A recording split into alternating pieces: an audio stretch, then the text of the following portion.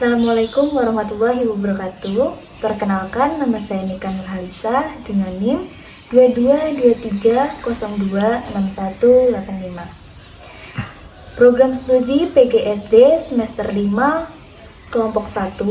Video ini dibuat untuk memenuhi tugas mata kuliah evaluasi pendidikan SD dengan dosen pengampu Profesor Dr. Bukani Magister Pendidikan. Baik, untuk video selanjutnya simak video berikut.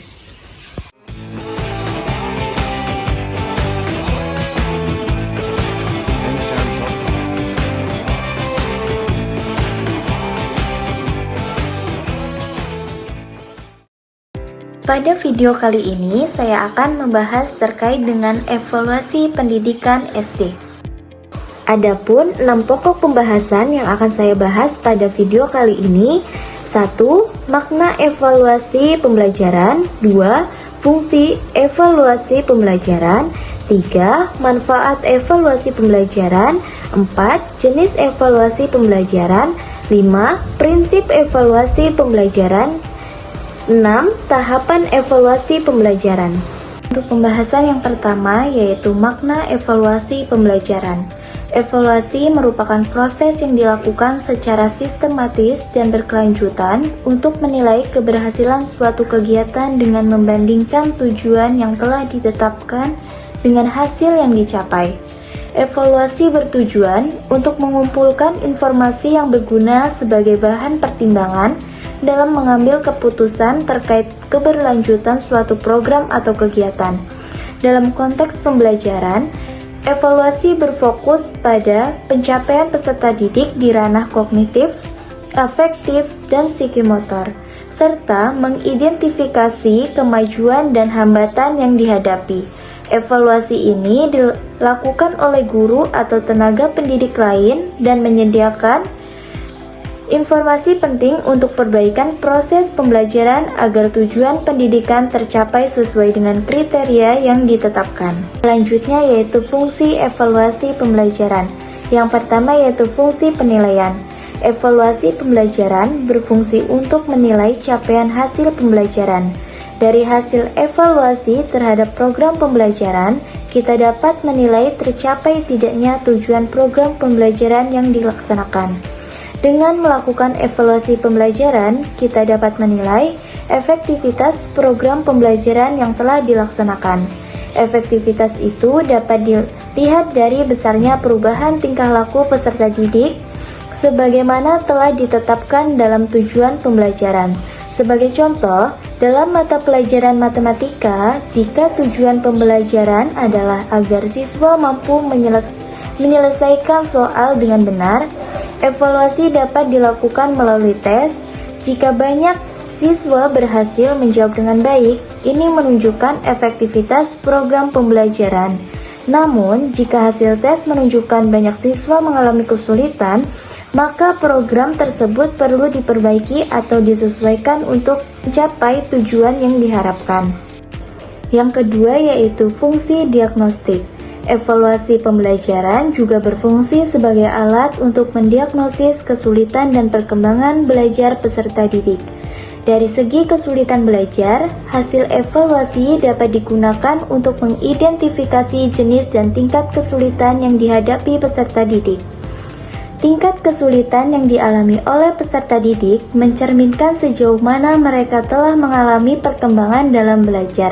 Sebagai contoh, jika dalam evaluasi pembelajaran, mata kuliah matematika seorang mahasiswa melakukan kesalahan dalam perhitungan. Hal tersebut menunjukkan kesulitan yang dialami mahasiswa tersebut dalam memahami operasi hitung. Yang ketiga yaitu fungsi penempatan. Evaluasi pembelajaran juga berfungsi untuk menempatkan peserta didik pada posisi tertentu, baik dibandingkan dengan peserta didik lain maupun terhadap standar yang ditetapkan.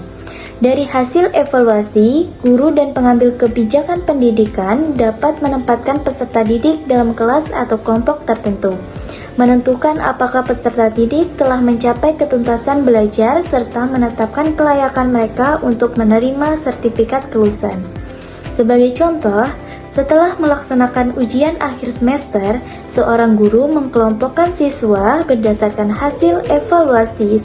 Siswa yang meraih nilai tinggi dalam mata pelajaran matematika dimasukkan ke dalam kelas matematika tingkat lanjut. Sedangkan siswa yang memperoleh nilai di bawah rata-rata ditempatkan di kelas remedial untuk mendapatkan dukungan tambahan. Yang keempat yaitu fungsi motivasi. Evaluasi pembelajaran berfungsi sebagai alat untuk memberikan motivasi belajar kepada peserta didik.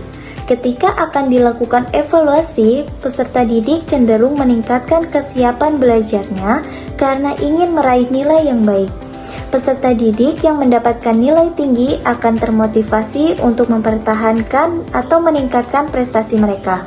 Sedangkan mereka yang memperoleh nilai rendah seharusnya terdorong untuk berusaha lebih baik pada evaluasi berikutnya.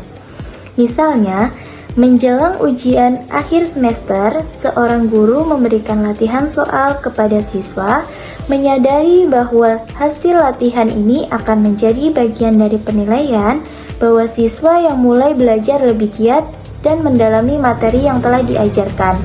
Setelah hasil ujian diumumkan, siswa yang berhasil meraih nilai di atas rata-rata merasa bangga dan bertekad untuk terus belajar lebih baik. Di sisi lain, siswa yang mendapatkan nilai di bawah rata-rata merasa termotivasi untuk belajar, mencari bantuan tambahan dari guru dan teman, dan belajar lebih keras untuk ujian berikutnya. Pembahasan selanjutnya yaitu manfaat evaluasi pembelajaran. Yang pertama yaitu bagi peserta didik. Tujuan pembelajaran bagi peserta didik adalah tercapainya perubahan tingkah laku kognitif, afektif, maupun psikomotorik. Untuk mengetahui tercapai tidaknya perubahan perilaku tersebut, maka dilakukan evaluasi pembelajaran, baik terhadap proses, hasil, maupun dampak pembelajaran. Dengan demikian, manfaat utama evaluasi pembelajaran bagi peserta didik adalah untuk mengetahui kemajuan dan hasil belajarnya, yakni sampai di mana tujuan-tujuan pembelajaran peserta didik telah tercapai. Evaluasi pembelajaran memberikan manfaat bagi peserta didik sebagai cara untuk memetakan kemampuan mereka. Evaluasi pembelajaran juga bermanfaat untuk memotivasi peserta didik, adanya keinginan untuk mencapai tujuan, posisi, dan peringkat tertentu dalam belajar, akan mendorong peserta didik untuk mempersiapkan diri dengan lebih baik saat dievaluasi. Selanjutnya yaitu manfaat bagi guru. Evaluasi pembelajaran memberikan 3 manfaat utama bagi guru, yaitu 1. Mengetahui peserta didik yang mencapai kompetensi atau KKM yang diharapkan. 2. Mengetahui tingkat ketepatan pengalaman belajar atau materi pembelajaran yang diberikan. 3. Mengetahui efektivitas strategi, media, teknik pembelajaran yang digunakan. Menurut Mardapi, menyatakan bahwa seharusnya evaluasi pembelajaran mampu memotivasi guru untuk melaksanakan pembelajaran dengan lebih baik. Selanjutnya yaitu manfaat bagi sekolah.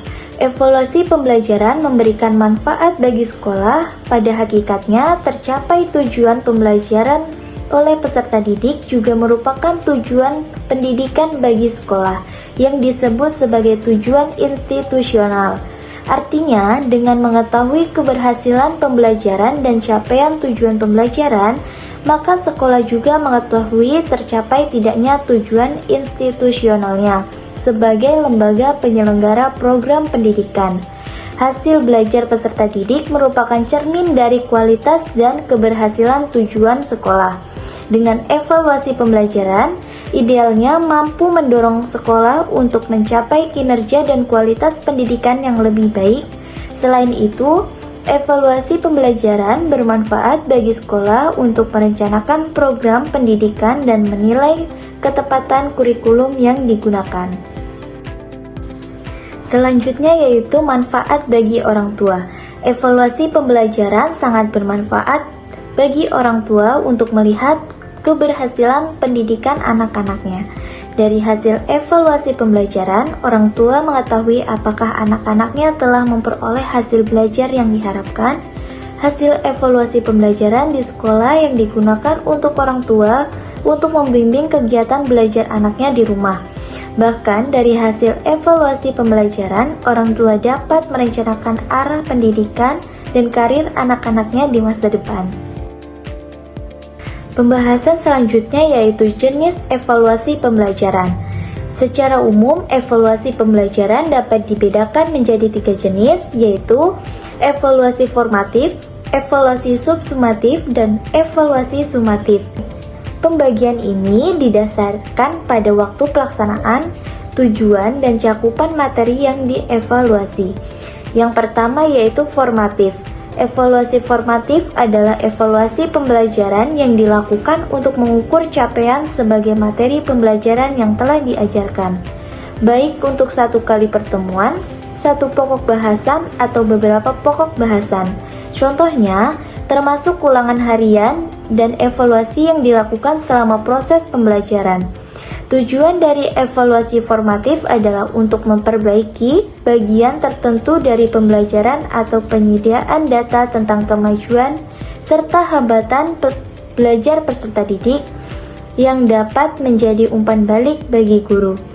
Evaluasi ini mencakup aspek kognitif, afektif, dan psikomotorik, dan sering melibatkan pengamatan terhadap perubahan perilaku peserta didik seperti aktivitas, motivasi, minat, dan sikap mereka.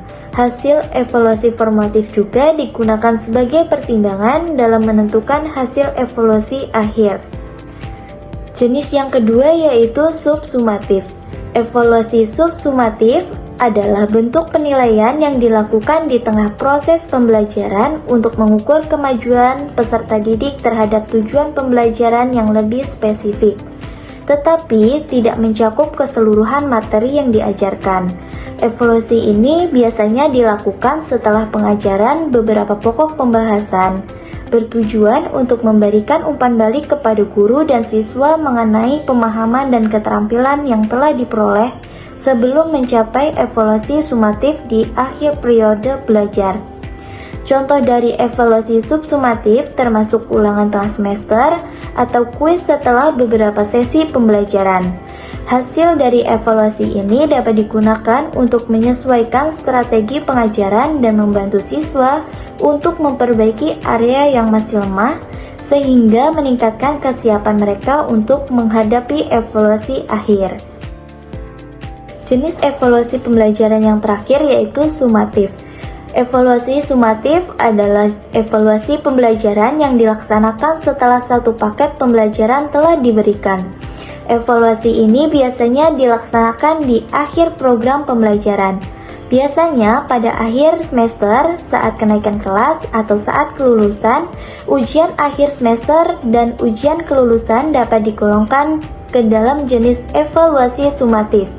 Dengan demikian, evaluasi sumatif dihubungkan dengan penyimpulan mengenai perbaikan dari sistem kurikulum secara keseluruhan.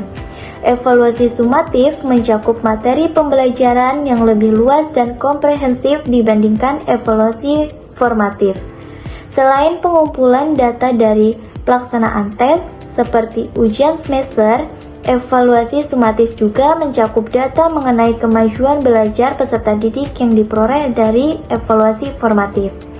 Dengan demikian, hasil evaluasi formatif seringkali menjadi komponen yang diperhitungkan dalam evaluasi sumatif.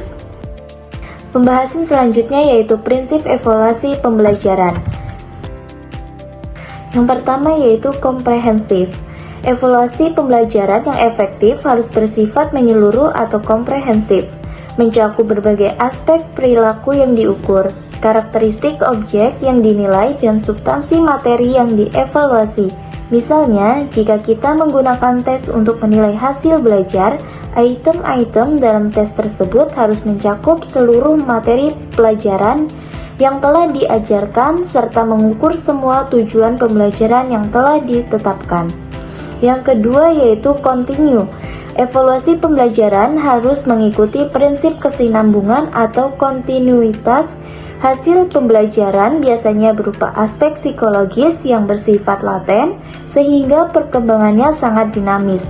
Dengan melakukan evaluasi secara kesinambungan, kita dapat memperoleh gambaran yang lebih akurat mengenai perubahan perilaku yang telah dicapai peserta didik selama proses pembelajaran. Yang ketiga yaitu objektif. Evaluasi pembelajaran haruslah objektif, adil, dan tidak pilih kasih. Evaluator harus memberikan penilaian apa adanya terhadap perilaku hasil belajar yang diperoleh peserta didik.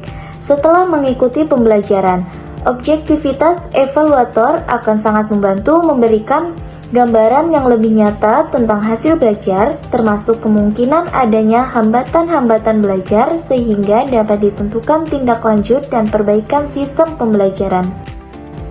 Dan yang terakhir yaitu akomodatif. Evaluasi pembelajaran juga harus memenuhi prinsip akomodatif, artinya evaluasi tersebut harus dirancang untuk dapat mengakomodir pengukuran terhadap semua karakteristik peserta didik yang bervariasi. Adanya perbedaan variasi karakteristik peserta didik menyebabkan perbedaan pula pada model dan pendekatan evaluasi pembelajaran yang akan digunakan. Pembahasan yang terakhir yaitu tahapan evaluasi pembelajaran. Berdasarkan pendekatan sistem dan mencakup ada sistem manajemen, maka sistem evaluasi dapat dibagi menjadi 3 tahapan, yaitu perencanaan, pelaksanaan, dan evaluasi. Tahapan evaluasi pembelajaran diilustrasikan seperti diagram alur berikut. Yang pertama, perencanaan, pelaksanaan, pengolah data, pemanfaatan hasil, evaluasi, selesai. Namun, pada tahap evaluasi, apabila tidak tercapai, maka dia akan kembali lagi pada tahap awal, yaitu dari tahap perencanaan. Diagram tersebut dapat dijelaskan sebagai berikut. Yang pertama yaitu perencanaan. Setiap kegiatan, termasuk evaluasi, harus dimulai dengan perencanaan yang baik untuk mengarahkan proses dan hasil evaluasi agar efektif. Perencanaan yang matang memungkinkan identifikasi kelemahan dan kekurangan dalam sistem evaluasi. Beberapa hal pokok yang harus direncanakan yaitu 1. Menetapkan tujuan evaluasi yang jelas terhadap keseluruhan kegiatan. 2. Menentukan objek yang akan dievaluasi seperti program, kegiatan, atau peserta didik. 3. Memilih model evaluasi yang sesuai seperti CIPP atau CIPPO tergantung pada tujuan dan objek. 4. Mengidentifikasi aspek dan subaspek hasil belajar yang akan dievaluasi. 5. Menentukan teknik dan instrumen yang sesuai dengan kedalaman aspek yang diukur. 6. Memilih instrumen evaluasi yang tepat sesuai dengan tujuan dan karakteristik objek. 7. Merencanakan waktu yang tepat untuk evaluasi sesuai kebutuhan. 8. Membentuk tim evaluasi dan menetapkan peran masing-masing anggota. 9. Merumuskan biaya yang diperlukan untuk melaksanakan evaluasi yang mencakup banyak objek. Dengan perencanaan yang baik, evaluasi dapat dilakukan secara efektif dan memberikan hasil yang bermanfaat. 2. Pelaksanaan. Kualitas dan akurasi hasil evaluasi sangat dipengaruhi oleh kelancaran pelaksanaannya, sehingga perencanaan yang matang menjadi penting bagi evaluator. Beberapa faktor yang perlu dipertimbangkan dalam perencanaan meliputi karakteristik objek yang akan dievaluasi dan ketersediaan sarana prasarana. Selain itu, prediksi terhadap situasi yang mungkin dihadapi selama pelaksanaan. Evaluasi juga berperan penting dalam menentukan kualitas dan akurasi hasil evaluasi. Dengan memperhatikan faktor-faktor ini, evaluasi dapat meningkatkan efektivitas evaluasi yang dilakukan. Yang ketiga yaitu pengolahan data. Setiap data hasil evaluasi terkumpul, evaluator perlu menganalisis data tersebut dan jenis analisis harus direncanakan sejak awal. Terdapat 2 pendekatan analisis yang umum digunakan, yaitu analisis kuantitatif yang memerlukan analisis statistika untuk data berbentuk angka atau skor, dan analisis kualitatif untuk data deskriptif. Seringkali kedua pendekatan ini digunakan secara bersamaan untuk memberikan hasil yang lebih bermakna. Dalam evaluasi pengajaran pengolahan data tergantung pada tujuan dan pendekatan penilaian yang diterapkan. Pendekatan PAN atau penilaian acuan normatif digunakan untuk membandingkan posisi peserta didik dengan kelompoknya. Sedangkan pendekatan PAP, penilaian acuan patokan, digunakan untuk menilai posisi peserta didik terhadap standar atau batasan tertentu dalam pengukuran kompetensi. Yang keempat yaitu pemanfaatan suatu fungsi dan manfaat. Evaluator perlu merencanakan pemanfaatan hasil evaluasi dengan jelas. Pada tahap perencanaan, evaluasi harus menetapkan tujuan dari pemanfaatan hasil evaluasi yang dapat meliputi fungsi penilaian, diagnostik, penempatan, dan motivasi. Evaluator dapat berharap untuk memanfaatkan sebagian atau semua fungsi tersebut. Selain itu, penting untuk merencanakan siapa yang akan memanfaatkan hasil evaluasi, apakah hasil tersebut bermanfaat bagi peserta didik, guru, sekolah, atau orang tua. Dan yang terakhir yaitu evaluasi. Tahap evaluasi adalah proses penilaian terhadap keberhasilan evaluasi yang dilakukan. Seringkali, hasil evaluasi tidak sesuai dengan tujuan yang ditetapkan, yang dapat disebabkan oleh berbagai hambatan. Misalnya, jika guru berencana untuk mengetahui distribusi kompetensi peserta didik, tetapi mayoritas siswa berada pada kategori kurang kompeten, guru perlu menilai kembali kualitas pembelajaran dan instrumen evaluasi. Evaluasi juga berlaku untuk program pembelajaran, menggunakan model seperti CIPP untuk mengidentifikasi kelemahan. Dari sini ada dua keputusan penting. Jika evaluasi berhasil, sistem dapat diterapkan kembali. Namun jika tidak, perlu dilakukan analisis untuk menemukan dan memperbaiki hambatan guna meningkatkan evaluasi di masa mendatang.